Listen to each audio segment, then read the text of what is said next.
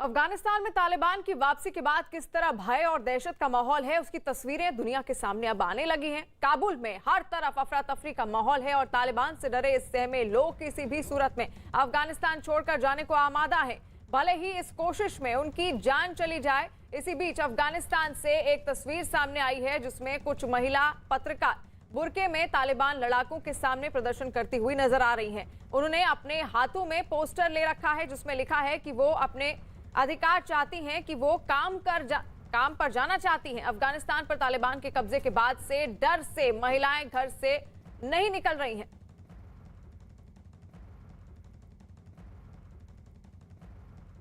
तस्वीरें आप देखिए किस तरह वहां पर अफगानिस्तान में दहशत का माहौल है, क्योंकि तालिबान का वहां पर राज है और तालिबान के इस राज के नीचे किस तरह महिलाएं खासतौर पर दहशत का माहौल उनके भीतर है। क्योंकि अफगानिस्तान हमने देखा इससे पहले तालिबान किस तरह जुर्म ढाता है, खासतौर पर महिलाओं के लिए वहां पर सख्त कानून भी उनके हिसाब से रखे जाते हैं, यानी कि बुरके में अगर वो है तो उनके अंग का कोई भी हिस्सा नहीं दिखना चाहिए और ना ही दफ्तरों में ऑफिसों में वो काम कर सकती हैं, घर से बाहर तक वो नहीं निकल सकती हैं। और इसके साथ ही साथ अगर उनको घर से बाहर निकलना है तो उनके साथ एक पुरुष जरूर होना चाहिए, तभी वो घर से भी बाहर निकल सकती हैं।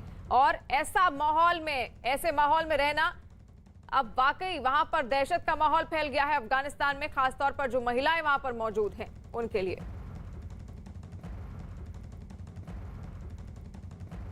अफगानिस्तान पर तालिबान के कब्जे के बाद क्या हालात है, इस बारे में न्यूज़ 18 ने वहां की एक महिला पत्रकार से फोन पर बात की। देखिए ये एक्सक्लूसिव बातचीत। आज हम एक ऐसे शख्सियत से बात कराएंगे जो अफगानिस्तान में पत्रकार हैं और पत्रकारों की हालत इस वक्त क्या है अफगानिस्तान में जब तालिबान राज एक तरह से आ चुका है। हमारे साथ बातचीत करने के लिए मौजूद रहेंगी जो कि अफगानिस्तान में एक जर्नलिस्ट हैं। वो दरअसल हमारे साथ फ़ोन पर मौजूद हैं और फ़ोन पर हम उनसे बात करेंगे और सुनाएंगे उनकी आप बीती कि आखिर वो किस तरह से वहाँ पर अभी सिचुएशन क्या है, क्या हालात हैं और क्या काम करने लायक अब अफगानिस्तान बचा है जब तालिबान ने पूरे अफगानिस्तान पर कब्जा कर लिया है। मैं जावेद हूँ, न्यूज़ 18 इंडिया दिल्ली से। First of all I want to ask that what is the current situation in Kabul right now? Okay, the current situation in Kabul is not good right now. Maybe the people, they are thinking that the security is good, but not a good situation for the ladies, for the journalists, for the people who are in the politics, in the society, women activists, especially the women journalists. So we are not feeling safe from the day that they are in Afghanistan. We are almost home. We do not have any thinking for going out or to continue our work. So we do not know clearly what should be where should we go? Can we continue to our jobs or no? We are like that everywhere is off. The people are depressed, the people are shocked. As you could see that all the people of Afghanistan or the airport, they are waiting for the airport or the flight that they move from Afghanistan. As well as same for us, we are in trouble. We are really afraid of Taliban. The situation is not really good here. All the things, the works, the media, they are postponed. और अश्विनी कुमार रक्षा विशेषज्ञ हैं, वो हमारे साथ जुड़ रहे हैं और नीरज हमारे सहयोगी वो भी हमारे साथ जुड़ रहे हैं। नीरज, जिस तरह आपने बात की इससे पहले हमने देखा वहां पर दहशत का माहौल है, खासतौर पर महिलाओं के लिए वहां पर अब दहशत क्योंकि बढ़ती जा रही है, उन पर कई तरह के जुल्म भी ढाए जाते हैं। अश्विनी कुमार जी पहले मेरे साथ मौजूद है, उनसे ये पूछना चाहूंगी सर, जिस तरह तालिबान का अब कब्जा हो चुका है अफगानिस्तान में, दहशत गर्दी है वहां पर, हालांकि तालिबान की ओर से कहा जा रहा है कि वो नागरिकों को वहां पर किसी तरह की दिक्कत नहीं पहुंचाएगा, लेकिन उसकी जबान पर कितना यकीन किया जा सकता है, ये एक बड़ा सवाल है। हाँ बिल्कुल शिवानी, इसमें कोई शक नहीं। तालिबान के कहने और करने में फर्क है। तालिबान के जो स्पोक्स पर्सन सोहेल सहीन या जो इनके मुल्ला अब्दुल गनी ब्रदर कुछ बोल लें, मगर ग्राउंड पे जो इनका कैडर है उनकी सोच विचार बहुत अलग है और लोगों में एक डर है और उनको याद है वो 1996 से 2001 का पीरियड जब तालिबान ने एक प्रकार से शरिया लॉ लेके आए थे और इतनी रिस्ट्रिक्शन लगाई थी औरतों के लिए। औरतों को तो उन्होंने जानवर से भी मतलब कि बेहतर ज़्यादा ट्रीट किया था। तो अब सब डरे हुए हैं, वो सोच रहे हैं कि ऐसा रूल दोबारा आ जाएगा। और ये सच है कि जिस रूरल एरिया में इन्होंने पहले लिया, नॉर्थ ईस्ट में कब्जा किया था, वहाँ इन्होंने बहुत ज़्यादा स्ट्रिक्टली फोर्स किया था शरिया लॉ, और बाहर नहीं निकल सकती हैं, और जो है मेल मेंबर के साथ जाएंगे, स्कूल में बच्चियां नहीं जा सकती हैं, लड़कियां औरतें काम नहीं कर सकती हैं, और जो मेल मेंबर हैं वो बियर्ड उगाएंगे, और ह्यूमन राइट वायलेशन होने लगी थी आपकी माइनॉरिटीज पे। तो सच्चाई ये है कि तालिबान कहने में और करने में फर्क है, तो भरोसा नहीं है, तभी लोग डरे हुए हैं। याद रखो, आज जो काबुल एयरपोर्ट में ऐसा लगता है जैसे ये बस स्टैंड और रेलवे स्टेशन से भी खराब है थर्ड वर्ल्ड कंट्री का। एक एयरक्राफ्ट के पीछे पीछे लोग भाग रहे हैं, अपनी जान देने को तैयार हैं अफगानिस्तान से बाहर निकलने के लिए। ये माहौल है अभी काबुल का, लोगों का एक डर का माहौल है, और वो जानते हैं कि तालिबान पे भरोसा नहीं कर सकते हैं। तालिबान वही करेगा जो पहले किया था। इसकी जो ब्रुटैलिटी है वो वर्ल्ड में नोन है। तो मुझे तो लगता है कि जब तक कोई नई गवर्नमेंट, इंटरिम गवर्नमेंट ना आ जाए, सिचुएशन अंडर कंट्रोल ना हो जाए, तब तक लोगों के अंदर बहुत डर रहेगा। लोग सब भागने को तैयार हैं। आज की अभी as point of time everyone wants to get out of Kabul, और इसकी दो वजह हुई हैं। एक तो कहीं ना कहीं अमेरिका बिल्कुल फेल हो गया। अमेरिका को निकलना था, मगर निकलने का तरीका बहुत गलत हुआ। जिस प्रकार से उन्होंने अनप्लान्ड और वेरी पोरली एग्जीक्यूटेड विड्रॉल से, उससे क्या हो गया कि एक वैक्यूम क्रिएट होगी, और उसका तालिबान ने इस्तेमाल किया। और दूसरा एक नेगेटिव फैक्टर है पाकिस्तान, जिसने तालिबान को आउट सपोर्ट दी, और उन्होंने लॉजिस्टिक सप्लाई दिया, 20,000 आतंकवादी भेजे उनकी मदद में, और ऑपरेशन जो हैं पेशावर और क्वेटा से कंडक्ट किया ISI और पाकिस्तान की आर्मी ने। और उनका मेन मुद्दा दो ही थे कि किसी तरीके से तालिबान अफगानिस्तान में रूल करे और भारत का कोई रोल ना हो। तो देखो कितनी नेगेटिव सोच है, और उसके कारण आज एक दहशत का माहौल है अफगानिस्तान में। काबुल में लोग भागना चाहते हैं, अपनी जान की परवाह करे बगैर वो चाहते हैं किसी तरीके से काबुल से निकल जाएं, क्योंकि उनको पुराना याद है कि जिस प्रकार से उन्होंने ब्रुटैलिटी की थी तालिबान ने, और वो लगता नहीं कि तालिबान बदला हुआ तालिबान है, जब तक कोई आगे आने वाले टाइम में हो नहीं जाए। पर मुझे भी ये विश्वास लगता है कि तालिबान जो है उनको भाषा आती ही नहीं सिविलाइजेशन की, वो तो ब्रुटैलिटी जानते हैं। और मुझे लगता है कि वो एडमिनिस्ट्रेशन में तो उनका जो एक्सपीरियंस जीरो है, और आने वाले समय में बहुत बुरा टाइम होगा। बिल्कुल आने वाला समय कैसा होगा ये देखने वाली बात होगी। और जैसा कि आपने कहा कि ब्रुटैलिटी के लिए उनको जाना जाता है, एडमिनिस्ट्रेशन उनको कुछ नहीं आता। नीरज भी लगातार हमारे साथ जुड़े हुए हैं। नीरज, अब जिस तरह की दहशतगर्दी वाली तस्वीरें वहां से सामने आ रही है, और जिस तरह अभी अश्विनी जी ने भी कहा इससे पहले, जिस तरह से वहां से अमेरिका ने अपनी सेना हटाई है, उसकी वजह से एक वैक्यूम क्रिएट हुआ, और उसको अमेरिका की एक तरीके से हार की तरह भी देखा जा रहा है।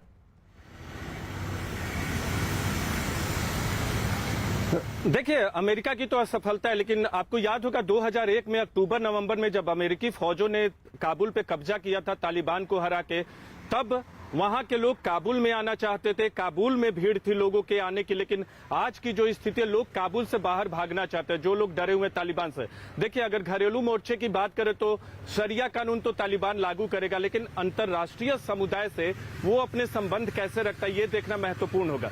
दूसरी अहम बात कि भारत अब तक तालिबान से बहुत हद तक क्लोज नहीं हुआ है। चीन, पाकिस्तान, US, रूस और दूसरे जो बाकी देश है, उन्होंने सीधा संपर्क स्थापित किया था तालिबान से अब तक।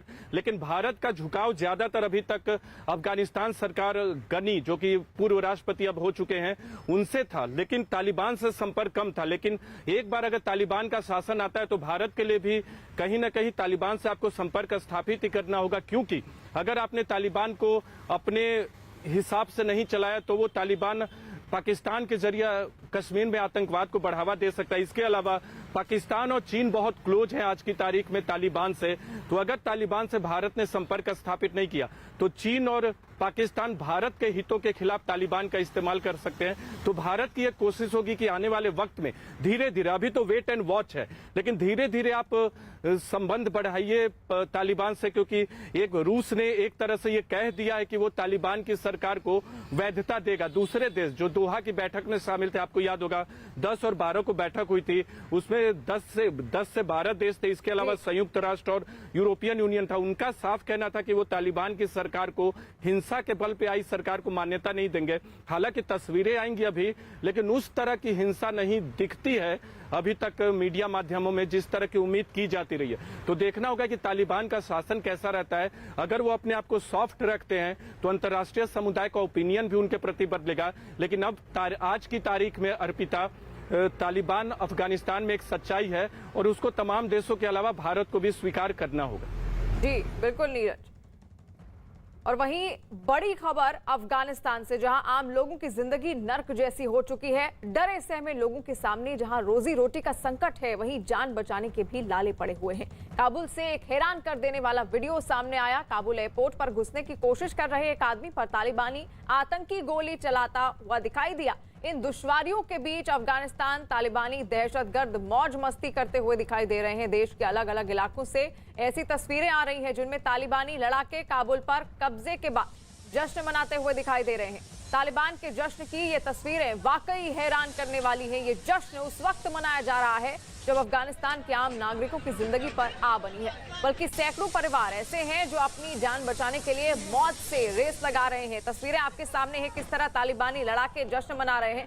बच्चों की खिलौना गाड़ियों में वो घूमते हुए नजर आ रहे हैं, आप देख सकते हैं। और जो पहली तस्वीर है, काबुल में तालिबानी आतंकी किस तरह एक अफगानी नागरिक पर फायरिंग कर रहे हैं, वो तस्वीर देखिए, क्योंकि वो काबुल एयरपोर्ट के भीतर किसी तरह प्रवेश करने की कोशिश कर रहा है।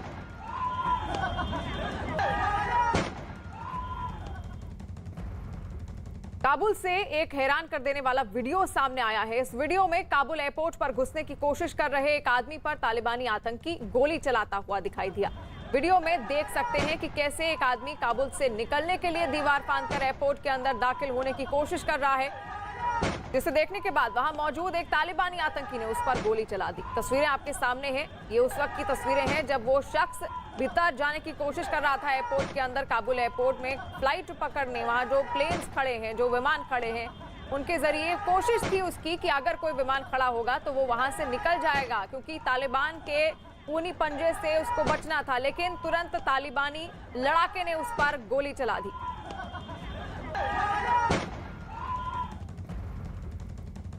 इस बीच बीजेपी सांसद वरुण गांधी ने सोशल मीडिया पर काबुल का एक वीडियो जारी किया। उस वीडियो में काबुल में कब्जे के बाद तालिबान के आतंकी मौज मस्ती करते हुए दिखाई दिए। एक तस्वीर में कई तालिबानी आतंकी हथियार के साथ बच्चों की कार में सवारी करते हुए दिखे, तो वहीं दूसरी तस्वीर में कुछ आतंकी झूला झूलते हुए भी नजर आए। देखिए किस तरह मौज मस्ती हो रही है तालिबान की, जहां उसने अफगानिस्तान पर अब पूरी तरह से कब्जा कर लिया है और वहां पर अब सत्ता सरकार बनाने की तैयारी हो रही है तालिबान की। और देखिए तालिबानी लड़ाके हैं, ये किस तरह छोटे बच्चों की खिलौना गाड़ियों में झूमते हुए नजर आ रहे हैं, जहां पर दहशतगर्दी का माहौल इन्होंने पूरे अफगानिस्तान में फैला दिया है। नागरिक वहां से भाग रहे हैं। हालांकि इनका कहना है कि हम किसी को कोई नुकसान नहीं पहुंचाएंगे, लेकिन उसके बावजूद तस्वीर इससे पहले आपने देखी किस तरह अफगान नागरिक पर फायरिंग की जा रही थी जब वो एयरपोर्ट के भीतर, और दूसरी तरफ ये यहाँ पर जश्न मनाते हुए दिखाई दे रहे हैं।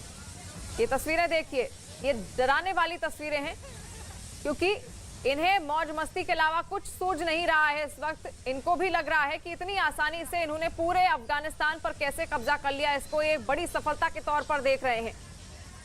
और ये तस्वीरें आपके सामने हैं, किस तरह बच्चों की खिलौना गाड़ी में ये लोग घूमते हुए नजर आ रहे हैं।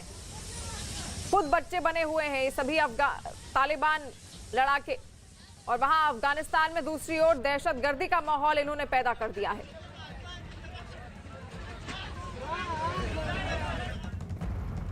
अफगानिस्तान की राजधानी काबुल से एक बड़ी खबर आ रही है। न्यूज 18 के आदित्य राज कॉल की खबर है कि काबुल के एक गुरुद्वारे में सिख और हिंदू समुदाय के कई परिवार फंसे हैं, जिन्होंने एक वीडियो जारी कर काबुल से निकालने के लिए गुहार लगाई है। उन्होंने वीडियो में यह भी बताया है कि काबुल में हालात बद से बदतर हो गए हैं, जिसकी वजह से कई परिवार गुरुद्वारे में किसी तरह रह रहे हैं।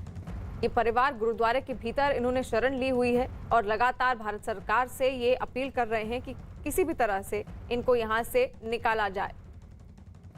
अफगानिस्तान की राजधानी काबुल में ये गुरुद्वारा है जहां पर ये सिख और कई हिंदू समुदाय के वहां पर परिवार जो हैं वो फंसे हुए हैं। उन्होंने शरण ली है तालिबान से बचने के लिए, खुद को महफूज रखने के लिए गुरुद्वारे के भीतर उन्होंने काबुल गुरुद्वारे के में शरण ली है और किसी तरह वो अब खुद के लिए दुआएं कर रहे हैं और कोशिश कर रहे हैं, अपील कर रहे हैं लगातार भारत सरकार से कि उनको यहाँ से बाहर निकाला जाए।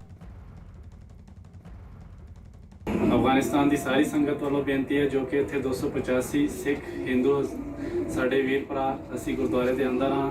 ਤੁਸੀਂ ਭਲੀ ਭਾਂਤ ਜਾਣਦੇ ਹੋ ਕਿ 3-4 ਦਿਨ ਤੋਂ ਤਾਲਿਬਾਨ ਕਾਬੁਲ ਆ ਗਏ ਹਨ ਤੇ ਬਾਹਰ ਹਾਲਾਤ ਬਹੁਤ ਨਾਜ਼ੁਕ ਹਨ। ਸਾਡੇ ਕੋਲ ਆਏ ਵੀ ਸਾਨੂੰ ਨਹੀਂ ਤੇ ਹਾਲਾਤ ਬਹੁਤ ਖਰਾਬ ਹਨ। ਅਸੀਂ ਇਹ ਬੇਨਤੀ ਕਰਦੇ ਹਾਂ ਕਿ ਸਾਨੂੰ ਜਿੰਨਾ ਜਲਦੀ ਹੋ ਸਕੇ ਯੂਨਾਈਟਿਡ ਸਿੱਖ ਆਰਗੇਨਾਈਜੇਸ਼ਨ ਤੇ USA ਕੈਨੇਡਾ ਸਿੱਖਾਂ ਨੂੰ ਬੇਨਤੀ ਹੈ ਕਿ ਸਾਨੂੰ ਇਧਰੋਂ ਕੈਨੇਡਾ ਜਾਂ ਅਮਰੀਕਾ ਕੱਢਿਆ ਜਾਵੇ। ਅੱਗੋਂ ਕੀ ਹੋ ਸਕਦਾ ਹੈ? ਅੱਗੋਂ ਕੀ ਹੋ ਸਕਦਾ ਹੈ ਕੋਈ ਪਤਾ ਨਹੀਂ ਹੈ। ਹਾਲਾਤ ਬਹੁਤ ਖਰਾਬ ਹਨ। ਜਿਹੜੇ ਤੁਸੀਂ 에ਅਰਪੋਰਟ ਦੀ ਵੀਡੀਓ ਦੇਖ ਰਹੇ ਹੋ ਕਿ ਇੱਥੇ ਦੇ ਰਹਿਣ ਵਾਲੇ ਵਾਸੀ ਵੀ ਕਿਸ ਤਰ੍ਹਾਂ ਜਹਾਜ਼ਾਂ ਤੋਂ ਡਿੱਗ ਰਹੇ ਹਨ ਤੇ ਜਾਣ ਦੀ ਕੋਸ਼ਿਸ਼ ਕਰ ਰਹੇ, ਨਿਕਲਣ ਦੀ ਕੋਸ਼ਿਸ਼ ਕਰ ਰਹੇ ਹਨ ਕਿ ਅਸੀਂ ਗੁਰਦੁਆਰੇ ਦੇ ਅੰਦਰ ਬੈਠੇ ਹੋਏ ਹਾਂ। ਤੇ ਇਤਨੀ ਇੱਕ ਬੇਨਤੀ ਹੈ ਪਿਆਰੀ ਸਾਧ ਸੰਗਤ ਜੀ, ਹਾਲਾਂਕਿ ਅੱਜ ਸਾਡੀ ਬੇਨਤੀ ਪ੍ਰਵਾਨ ਕੀਤੀ ਜਾਏ। काबुल के एक गुरुद्वारे में करीब 300 भारतीयों के फंसे होने की खबर है। इनमें से एक है नरेंद्र सिंह खालसा। नरेंद्र सिंह खालसा ने न्यूज 18 इंडिया से खास बात कर बताया कि कैसे लोग तालिबान को लेकर डरे हुए हैं। जी नरेंद्र जी बताएं, आप कैसे हैं इस वक्त और किस तरह के हालात हैं वहां? हालात तो ठीक नहीं है, हालात बहुत ज्यादा गंभीर है। बाजार सब बंद है और सिख सारे गुरुद्वारे में है, हिंदू सिख भाई सारे गुरुद्वारे में रह रहे हैं। जो घर में थे वो भी आ चुके हैं जी। और जलालाबाद जो अफगानिस्तान में एक एरिया उससे भी आए, सब काबुल गुरुद्वारे में रहते हैं अभी। जी जी नरेंद्र जी, यहाँ भारत से भी ये खबरें आई कि लगातार यहाँ से भी संपर्क में हैं लोग और आपकी खैर खबर ली जा रही है। किस तरह से बातचीत हो रही है, क्या आगे के बारे में पता चल पा रहा है? मैं थैंक यू करता हूँ भारत सरकार से जो हमेशा हमारे साथ इन्होंने मदद की और हमारे साथ खड़ी है। और तलाश हो रही है जो जितने सिख हैं उनको बाहर निकलना जाए, मगर बदबख्ताना अब तक कुछ नहीं हो सकता क्योंकि पूरा एयरपोर्ट बंद है। 4-5 हज़ार बंदा बाहर खड़ा है और फोर्सेस अमेरिकन पूरी एयरपोर्ट को लिया है। कोई रास्ता नहीं है निकलने का और जगह कोई एयरपोर्ट भी नहीं है। प्रॉब्लम इस तरह है कि अब तक तो नहीं हो सकता जो हम निकलें। तलाश जारी है। जी जी, आपकी सिक्योरिटी के लिए कोई एश्योरेंस आपको मिला है? सिक्योरिटी कुछ भी नहीं है। जितने सिक्योरिटी गार्ड हमारे पास थे वो भी चले गए हैं जी, और जितने गन से हमारे पास वो भी लेके गए हैं, कुछ भी नहीं है। और हम एक सेफ्टी जगह गुरुद्वारे से भी बाहर और कार्य परवान से बाहर कहीं और है। अब बस उधर बैठे हैं, देखें क्या होगा। नरेंद्र जी, ऐसी कितनी बड़ी तादाद में लोग हैं आपके इर्द गिर्द जो इस तरह से अपनी जान की चिंता करते हुए वहां पर मौजूद हैं? एक अगर सिखों को देखो तो 300 बंदे हैं। अगर सिखों को से और सारे अफगानिस्तान की प्रॉब्लम है जी। जो MP थे बहुत हमारे साथ तकरीबन 50-60 MP 100 MP तक अभी तक काबुल में है और सब प्रॉब्लम में है। सबकी घर में जा रहे हैं, उनकी गाड़ी, उनकी सिक्योरिटी गार्ड, उनकी गन, सब कुछ ले रहे हैं तालिबान। अब अफगानिस्तान में तालिबान का राज है और अफगानिस्तान के राष्ट्रपति अशरफ गनी देश छोड़कर जा चुके हैं। अफगानिस्तान के राष्ट्रपति भवन पर अब तालिबान का कब्जा है। तालिबान ने कहा है कि जल्द ही अफगानिस्तान में इस्लामिक सरकार की स्थापना की जाएगी। दहशत और खौफ के माहौल में अफगानिस्तान से पलायन का दौर शुरू हो चुका है। तालिबान से डरे सहमे लोग जान जोखिम में डालकर किसी भी सूरत में अफगानिस्तान छोड़ने पर आमादा हैं। इस बीच कई ऐसी तस्वीरें सामने आई हैं जिनमें भारी संख्या में घातक हथियारों से लैस तालिबानी लड़ाके राष्ट्रपति महल के साथ साथ पूरे काबुल में दिखाई दे रहे हैं। कई देश अपने अपने राजनयिकों को अफगानिस्तान से निकालने में लगे हैं। इसी माहौल में तालिबान में नई सरकार बनने की आहट तेज हो गई है।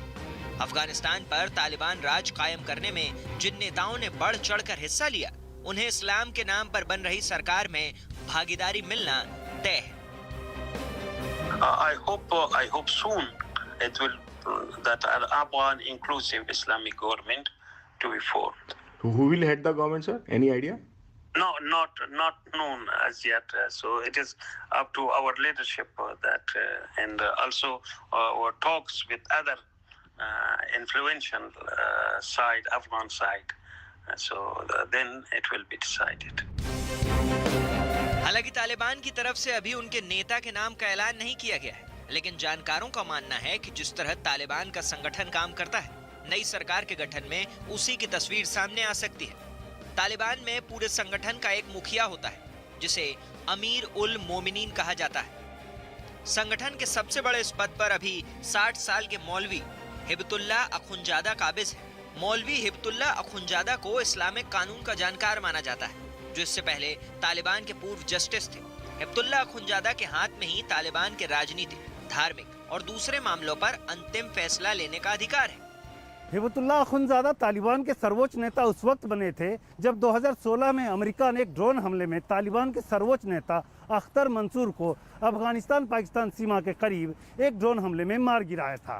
मई 2016 के पहले तक अखुंजादा दक्षिण पश्चिमी पाकिस्तान के एक कस्बे में मस्जिद में नमाज पढ़ाते थे और धार्मिक उपदेश देते थे। हालांकि अखुंजादा का ठिकाना कहाँ है, ये तालिबान के सर्वोच्च लीडर्स के अलावा किसी को नहीं मालूम। तालिबान में अखुंजादा के बाद दूसरी पंक्ति के नेता कौन होंगे, इसे लेकर भी कयास लगाए जा रहे हैं। तालिबान में संगठन के हिसाब से दूसरी पंक्ति में 3 नेताओं की जगह होती है। इन्हें अमीर उल मोमिनीन के 3 डिप्टी यानी कि उप प्रमुख के रूप में देखा जाता है। इस वक्त इस पद पर जो 3 चेहरे हैं वो मुल्ला अब्दुल गनी बरादर, मुल्ला मोहम्मद याकूब और सिराजुद्दीन हक्कानी है। तालिबान के राजनीतिक मामलों का प्रमुख मुल्ला अब्दुल गनी बरादर है, जो संगठन के सह संस्थापक भी है। बरादर उस शांति वार्ता दल का हिस्सा हैं जिसे तालिबान ने दोहा में राजनीतिक समझौते की कोशिश करने के लिए भेजा था। तालिबान की राजनीति और रणनीति क्या होगी, इसका फैसला मुल्ला अब्दुल गनी बरादर ही करते हैं। दूसरी पंक्ति के दूसरे बड़े नेता के रूप में मुल्ला मोहम्मद याकूब का नाम आता है, जो तालिबान के संस्थापक मुल्ला उमर का बेटा है। कई खुफिया रिपोर्ट के मुताबिक मुल्ला मोहम्मद याकूब के पास अनुभव की कमी की वजह से 2016 में अखुंजादा को मुल्ला उमर की जगह नेता बनाया गया था। मुल्ला मोहम्मद याकूब ही अफगानिस्तान में तालिबान के हर ऑपरेशन को अंजाम देता है और उसी की इजाजत से तालिबान हर कदम उठाता है। तालिबान पर मुल्ला मोहम्मद याकूब का पूरा कंट्रोल है। अभी मुल्ला मोहम्मद याकूब की उम्र करीब 35 साल है और वही तालिबान का असली उत्तराधिकारी है। कई रिपोर्ट्स में कहा गया है कि मुल्ला मोहम्मद याकूब काफी ज्यादा बेरहम है। तालिबान की दूसरी पंक्ति में तीसरे बड़े नेता की हैसियत सिराजुद्दीन हक्कानी की है। सिराजुद्दीन हक्कानी तालिबान के प्रमुख कमांडर जलालुद्दीन हक्कानी का बेटा है। हक्कानी नेटवर्क को सिराजुद्दीन ही चलाता है, जो तालिबान का सहयोगी संगठन है।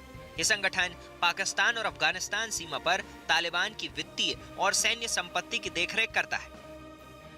हक्कानी नेटवर्क को भी तालिबान की तरह ही पाकिस्तान से समर्थन प्राप्त है। इतना ही नहीं, हक्कानी नेटवर्क के आतंकियों की ट्रेनिंग देने का आरोप भी पाकिस्तान की सेना पर है। सिराजुद्दीन हक्कानी कितना खतरनाक है, इसका अंदाजा आप इसी से लगा सकते हैं कि इसके ऊपर 1 करोड़ अमेरिकी डॉलर यानी करीब 70 करोड़ रुपए का इनाम रखा गया है। इसके बाद तालिबान के संगठन में लीडरशिप काउंसिल का रोल आता है, जिसे रहबरी शूरा या क्वेटा शूरा भी कहा जाता है। ये तालिबान की सबसे ताकतवर फैसले लेने वाली अथॉरिटी है। चूंकि ये पाकिस्तान के क्वेटा शहर से ऑपरेट होती है, इसलिए इसे क्वेटा शूरा भी कहते हैं। रहबरी शूरा में 26 सदस्य होते हैं। उसके बाद तालिबान के कमीशन यानी कि कैबिनेट का नंबर आता है। इसमें सेना, राजनीतिक और वित्त सहित 16 विभाग आते हैं। ये तालिबान के कैबिनेट की तरह काम करती है। हर राज्य में तालिबान का एक गवर्नर और कमांडर होता है, जिसकी नियुक्ति मिलिट्री कमीशन करता है। इसके अलावा एक सीनियर जज का पद होता है। कुछ दिन पहले तक अमेरिका जिन्हें आतंकी मानता था, जिनके सिर पर इनाम रखे गए थे, अब वो अफगानिस्तान में तालिबान सरकार के चेहरे बनने वाले हैं। अफगानिस्तान की राजधानी काबुल से 150 भारतीयों के साथ वायुसेना का C-17 ग्लोबमास्टर विमान गुजरात के जामनगर एयरफोर्स स्टेशन पर उतर चुका है। खबर है कि अब थोड़ी देर में ये विमान दिल्ली के नजदीक गाजियाबाद में मौजूद हिंडन एयरबेस पहुंचेगा। इस विमान में काबुल में मौजूद भारतीय दूतावास के कर्मचारी और अधिकारी मौजूद हैं, जिनका जामनगर पर फूलों की माला पहनाकर जोरदार स्वागत किया गया है। एक रोज पहले तालिबान के बढ़ते खतरे को देखते हुए वहां भारतीय दूतावास खाली करा लिया गया था। इसके बाद वायुसेना का ये विमान दूतावास के सभी कर्मचारियों और जरूरी दस्तावेजों को लेकर काबुल एयरपोर्ट से सुबह 7:45 के आसपास पर रवाना हुआ था। तस्वीरें देखिए आप, जहां पर विमान से 140 भारतीयों को सुरक्षित काबुल से यहां पर भारत वापस ले आया गया है और किस तरह फूल मालाएं पहनाकर उनका स्वागत किया जा रहा है। तस्वीरें आपके सामने हैं, क्योंकि लगातार तालिबान की दहशतगर्दी अफगानिस्तान में बढ़ती जा रही है और ऐसे में जिम्मेदारी थी भारत सरकार की भी कि वहां पर जो उसके नागरिक हैं, जो कर्मचारी हैं, खासतौर पर जो भारतीय दूतावास वहां पर मौजूद है उसके ये कर्मचारी हैं, जिनको सुरक्षित अब वहां से काबुल से यहाँ वापस ले आया गया है भारत में। और एयरबेस पर किस तरह उनका स्वागत किया जा रहा है, तस्वीरें आपके सामने हैं। Indian nationals do not register themselves, okay? Yes, sir. Though we keep sending out advisories that, especially in countries like Afghanistan where political situations can change, it is important that Indian citizens register themselves with the Indian embassies.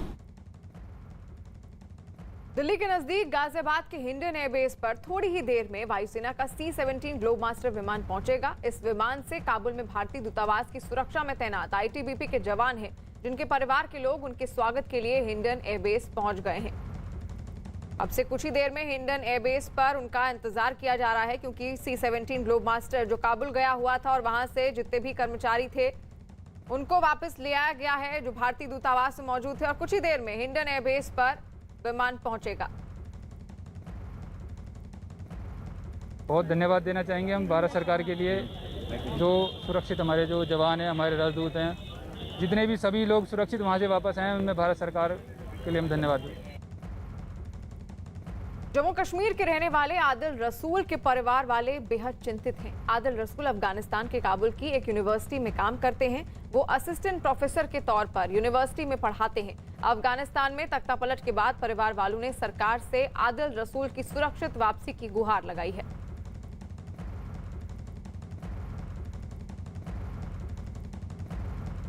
मेरा Elder brother है जो Kabul university में काम करता है as an assistant professor पिछले 4 साल से, लेकिन जो अभी जो सिचुएशन है वहाँ पे वो अभी ठीक नहीं है। इसलिए हम इंडियन गवर्नमेंट से ये रिक्वेस्ट करते हैं कि वहाँ से अपनी स्टूडेंट्स जो है वो जल्द से जल्द इवैक्यूएट किए जाए, ताकि वो सेफली अपने घरों को आ जाए। इस मुद्दे पर जम्मू कश्मीर के उपराज्यपाल मनोज सिन्हा ने ट्वीट किया। उन्होंने अपने ट्वीट में लिखा कि मैं प्रोफेसर आसिफ अहमद और प्रोफेसर आदिल रसूल के परिवारों को आश्वस्त करता हूं कि वो सुरक्षित हैं और जल्द ही घर पहुंच जाएंगे।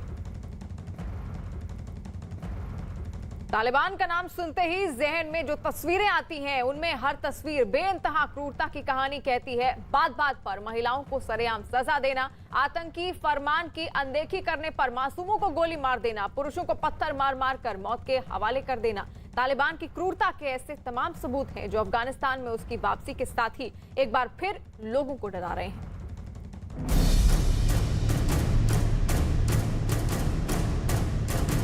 من نمیتونم یک لحظه حتی اشکام نگه دارم.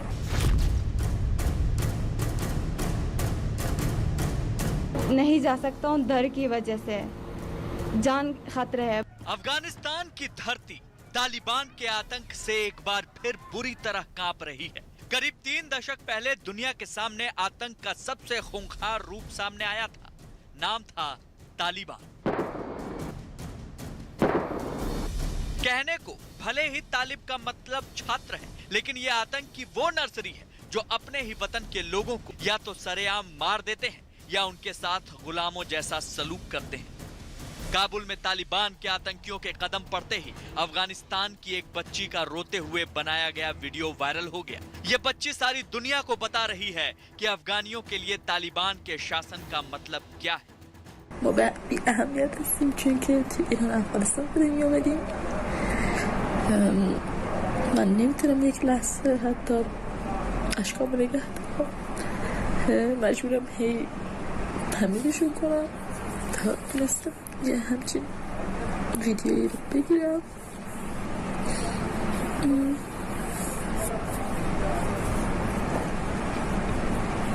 کسی به ما اهمیت نمیده و ما توی तारीख हम नहीं मिली। अफगानिस्तान की एक सामाजिक कार्यकर्ता ने तालिबान के राज में यहाँ की बच्चियों का दर्द बयां करते हुए उसके खौफ को दुनिया के सामने लाने की कोशिश की है, क्योंकि तालिबान अपने ही लोगों पर जिस तरह के जुल्मों के लिए बदनाम है, उसके बारे में सोचकर ही लोगों की रूह कांप जाती है। तालिबान ने पाकिस्तान और अफगानिस्तान के पश्तून इलाकों में लोगों को ये वादा किया था कि जब वो सत्ता में आएंगे तो वो वहाँ पे शांति और सुरक्षा मुहैया कराएंगे, साथ ही शरिया कानून को बहुत ही साधारण तौर पर लागू भी करेंगे। लेकिन कुछ ही समय बाद अफगानिस्तान के लोग के लिए तालिबान एक सरदर्द साबित हुआ, क्योंकि उसने शरिया कानून के तहत जिस तरीके से औरतों पर जुल्म किए, उन जुल्मों को सोचकर आज भी अफगानिस्तान की औरतें जो हैं वो कांप उठती है। औरतों और बच्चों का सरेआम कत्ल करना अफगानिस्तान में तालिबान अपना हक समझते हैं और दुनिया में सबसे क्रूर सजा देने के लिए तालिबान बदनाम है। तालिबान हमेशा से शरिया कानून की हिमायत करता रहा है, यहाँ तक कि वो इस्लाम का हवाला देकर शरिया के मुताबिक अफगानिस्तान के लोगों की जीवन शैली को पाबंदियों के जुल्म तले रौंदने लगता है। 1996 में शासन में आने के बाद कई सख्त कानून बनाए। महिलाओं के लिए बुर्का पहनने का सख्त फरमान है। अफगानी महिलाओं को नौकरी करने की इजाजत नहीं है। किसी पुरुष के बिना घर से निकलने पर महिला का बहिष्कार। महिलाएं किसी पुरुष डॉक्टर से चेकअप नहीं करवा सकती। टीवी, म्यूजिक और सिनेमा पर पूरी तरह पाबंदी है। 10 साल की उम्र के बाद लड़कियों के स्कूल जाने पर रोक थी। किसी भी फरमान को न मानने पर महिलाओं की सरेआम पिटाई होती है। तालिबान के राज में पुरुषों के लिए दाढ़ी बढ़ाना जरूरी है। एक सर्वे में दावा किया गया है कि 97% अफगानी महिलाएं डिप्रेशन का शिकार हैं। तालिबान की क्रूरता और उनकी शरिया पर निर्धारित जो आइडियोलॉजी है वो अपने आप में अच्छे संकेत नहीं है, ना तो वो अफगानिस्तान के लिए और ना ही पड़ोसी देशों के लिए, ना विश्व के लिए। शायद इसीलिए आज देखें, आज संयुक्त राष्ट्र की सुरक्षा परिषद की बैठक हो रही है इसी मुद्दे पर बात करने के लिए। तालिबान सजा देने के बेहद क्रूर तरीकों की वजह से अफगान समाज में नापसंद किया जाने लगा। घर में गर्ल्स स्कूल चलाने वाली महिलाओं को उनके पति, बच्चों और छात्रों के सामने गोली मार दी जाती थी। प्रेमी के साथ भागकर निकाह करने वाली महिलाओं को भीड़ में पत्थर मारकर मौत के घाट उतार दिया जाता था। गलती से बुर्के से पैर भी दिख जाए तो कई अधेड़ उम्र की महिलाओं को सरेआम पीटा जाता था। अफगानिस्तान में बिगड़े हालात के बीच भारत में रह रही अफगान महिलाएं दिल्ली में मौजूद कनाडा दूतावास पहुंच गई हैं। अफगान महिलाओं ने कनाडा की सरकार से मदद की गुहार लगाई, उन्हें शरण देने की मांग की है। साथ ही अफगानिस्तान में मौजूद अपने परिवार की सुरक्षा को लेकर चिंता भी जताई। ये महिलाएं हैं जो कि अफगानी महिलाएं हैं, भारत में रह रही हैं, वो कनाडा सरकार से मदद की गुहार लगाने आई हैं। हम इनसे बात करते हैं। ये एक अफगानी महिला है। मैडम आप बताइए, अभी कनाडा एम्बेसी के सामने क्यों आई हैं आप? क्योंकि हमारा 10 साल का ऊपर होगा इधर में हिंदुस्तान से मैं ज़िंदगी करती हूँ। पहले मुझे सिक्योरिटी प्रॉब्लम था, अफ़गानिस्तान से सिक्योरिटी प्रॉब्लम के खातिर मैं इधर आया।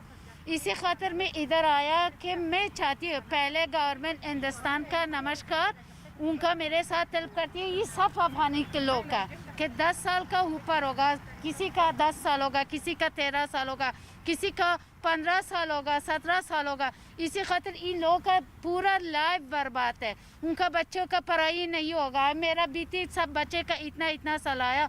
तो आप हेल्प क्या चाहती हैं कनाडा की गवर्नमेंट? हेल्प इसी खातिर चाहती हूँ कि पहले अभी तक एम्बेसी यूनिसियर ऑफिस हमारे साथ हेल्प नहीं करती।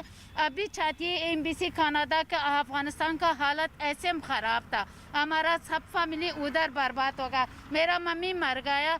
अभी इसी खातिर कि ये लोग का ज़िंदगी बर्बाद होगा। ब्रदर मर गया, सिस्टर किसी का मर गया, ज़िंदगी में बर्बाद होगा। क्यों ये कंट्री लोग हम लोग के साथ हेल्प नहीं करते? ये हमारे साथ कुछ और युवा हैं मौजूद हैं। आप बताइए कि अभी इस वक्त अफगानिस्तान में क्या चल रहा है और तालिबान की एक्टिविटीज़ क्या हैं आपके फैमिली मेम्बर्स के प्रति?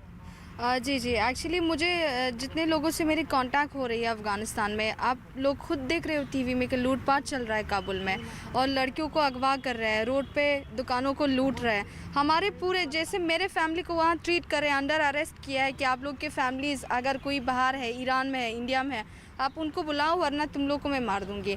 उनका तो यही मानना है कि सबके सब उनके अंदर आ रहे हैं और जो प्लान वो बना रहे हैं हम उन्हीं के प्लान से चलें। और तीसरी बात ये है कि हम यहाँ पे एज अ रिफ्यूजी जो है, ना तो यहाँ हमारे लिए काम है, ना तो हम यहाँ पढ़ाई कर सकते हैं, ना तो बैंक अकाउंट खोल सकते हैं, कुछ भी नहीं है। अब हमारे पास एक ही रास्ता है कि कनाडा एम्बेसी ने बोला है कि रिफ्यूजी को हम एक्सेप्ट करेंगे, तो हमें इनसे ही हेल्प चाहिए बस। पाकिस्तान के लाहौर में सिख समुदाय के शासक रहे महाराजा रणजीत सिंह की घोड़े पर सवार मूर्ति को एक बार फिर तोड़ दिया गया। ये तीसरी बार है जब इस घटना को अंजाम दिया गया। इसका एक वीडियो भी सामने आया जिसमें दिखा कि एक आदमी ने घोड़े पर सवार महाराजा रणजीत सिंह की मूर्ति को तोड़कर नीचे गिरा दिया। हालांकि इस बीच वहां मौजूद कुछ लोगों ने उसे रोकने की कोशिश की, लेकिन उससे पहले ही आदमी ने मूर्ति को गिराकर तोड़ दिया। बताया गया कि इस घटना को अंजाम देने का आरोपी तहरीके लब्बैक नाम के संगठन से जुड़ा हुआ है, जिसे पुलिस ने गिरफ्तार कर जेल भेज दिया है। तो आपको बता दें कि पाकिस्तान के लाहौर में सिख समुदाय के शासक रहे महाराजा रणजीत सिंह की घोड़े पर सवार मूर्ति को एक बार फिर तोड़ दिया गया है। ये तीसरी बार है जब इस घटना को अंजाम दिया गया। इसका एक वीडियो भी सामने आया है जिसमें दिखा कि एक आदमी ने घोड़े पर सवार महाराजा रणजीत सिंह की मूर्ति को तोड़कर नीचे गिरा दिया। हालांकि इस बीच वहां मौजूद कुछ लोगों ने उसे रोकने की कोशिश की, लेकिन उससे पहले ही आदमी ने मूर्ति को गिराकर तोड़ दिया। ये बताया गया कि इस घटना को अंजाम देने का आरोपी तहरीके लब्बैक नाम के एक संगठन से जुड़ा हुआ है, जिसे पुलिस ने अब गिरफ्तार कर जेल भी भेज दिया है।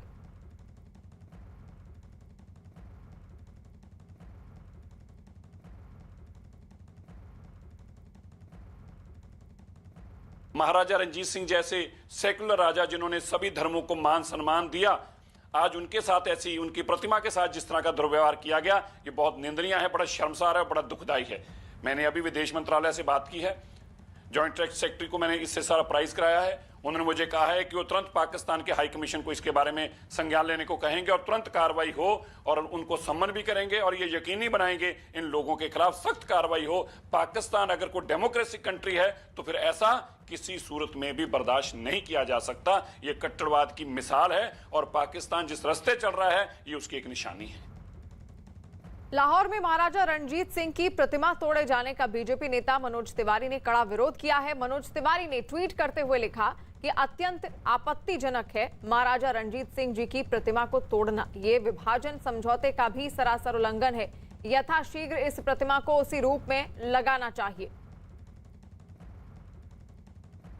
वहीं बीजेपी नेता शलभ मणि त्रिपाठी ने भी महाराजा रणजीत सिंह की प्रतिमा तोड़े जाने का कड़ा विरोध किया है। शलभ मणि त्रिपाठी ने ट्वीट करते हुए लिखा कि सिखों और हिंदुओं से नफरत की ऐसी इंतहा।